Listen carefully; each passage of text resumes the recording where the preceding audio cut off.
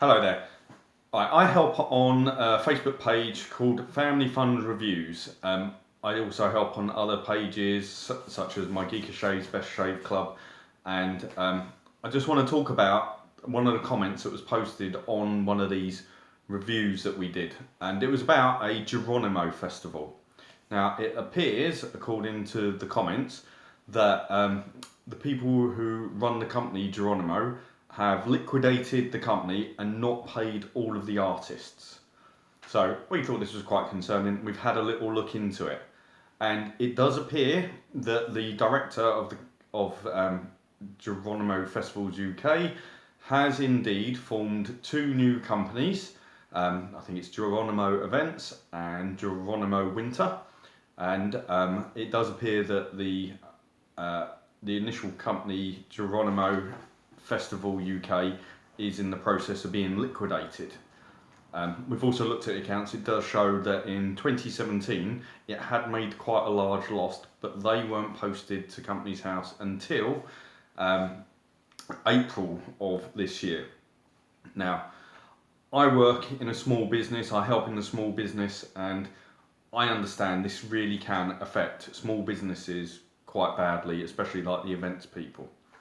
And let's be honest, it could also affect customers, because if they'd taken your money in advance and folded it before providing the event, you might have had trouble getting your money back.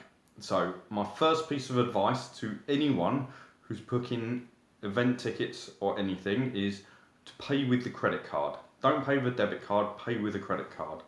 I believe with the credit cards you end up doing the contract with the card company, and if the services are found to be provided, they have to give you a refund on it. I believe that's how it works. It always used to be that way. So first top tip, if you're a consumer and you want to go to one of these events, pay with it with a credit card. Okay, now as for the people who have been shafted, as it were, by not being paid, very difficult for small companies because sometimes they forget you are a supplier, and if you're providing a service and expect to get paid at the end, then you're giving them credit. So ideally you should do a credit check on the company that you're dealing with. There are professional agencies for this that you can pay a fee for, or you can look at the filings that they do. If they haven't got many filings, then you might want to think possibly about asking for payment up front. Now, looking at the review that was posted by my colleague, it appears that there were quite some big names on there, like Justin from CBeebies appears to have been playing there.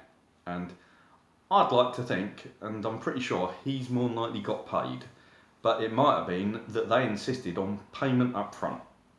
Now, a lot of small people trying to break into the industry might think you have to always give credit. And it more than likely pays off sometimes, but you do have to be wary that sometimes you're not going to get paid. And that's the risk you give when you give out credit. So please do your research in advance. Be wary. Yeah, if someone really can't pay you in advance, it's a little bit worrying. With things like these events, you could say, I want payment on the day, or you will withhold your services on the day. That puts quite a lot of pressure on them to pay you before you actually provide your service. A good reason for this would be that they've done ticket sales and they've got the money in advance from the ticket sales. So if they don't pay you on the day, you could pull out your services. Admittedly, you're more than likely already there and you've lost some money in the event anyway, and you've lost some exposure that you could have got, but at least you're not further lining their pockets. So my advice is, as a consumer, you need to book with a credit card, and if you are looking to be a supplier, i.e. you're providing the services to an event, possibly you want to get your money up front, or at least on the day after ticket sales are in. If you've got a good trading history, then maybe you can give them credit and you want to provide a stream of credit to them and get paid after you've provided your services. asking for the payment up front may mean that they're going to move on and get someone else to perform at the show. But these are the sort of balancing acts you have to do in your day-to-day work life. As I said, I work in a small family business, and people ask us for credit and they get refused all the time, and we say you need payment up front. Also, we buy things from different suppliers and we can ask for credit, but I also know it takes time, effort, and everything to get through the credit checking processes. And if I know we're only going to use the company once, we will pay up front. We will get out our business card, or we will do a bank transfer, and we will pay the supplier in advance to get the materials. If it's one which we think will be a more ongoing relationship, we will talk to them in quite a long detail saying, fine, we will pay up front on this one, but we expect you to open up a line of credit so that we can then do future purchases, which is always good, because once you've got repeat orders and you've got a purchasing history, then lines of credit tend to then get opened up.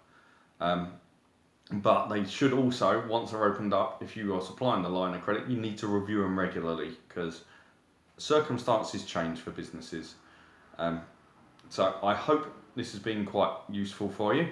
Now, this director on this Geronimo Events Limited, it does appear, looking at the accounts, that it's happened twice before. There are 2 further dissolved companies that he has been a director of, both showing losses, and they were strike-offs off of the company's house. So weren't voluntarily closed. So it sort of implies to me that this is a repeat of it. So check out who the directors of the company is that you're dealing with, and try and look to see if they've got past history on other companies and directorships before you actually provide your services. And if you're buying tickets, you could possibly do this yourself anyway. You could actually look up at where you're going, who it is, and double check that the event is going to happen because of their past history, their past trading events. So again, research is key. The thing is, we've all done it. We all see the glittery adverts and everything, and we think, yeah, that's fine. But on my reviews section, I reviews quite a lot on the razor subscription market, and it's amazing. They're all losing money left, right, and centre.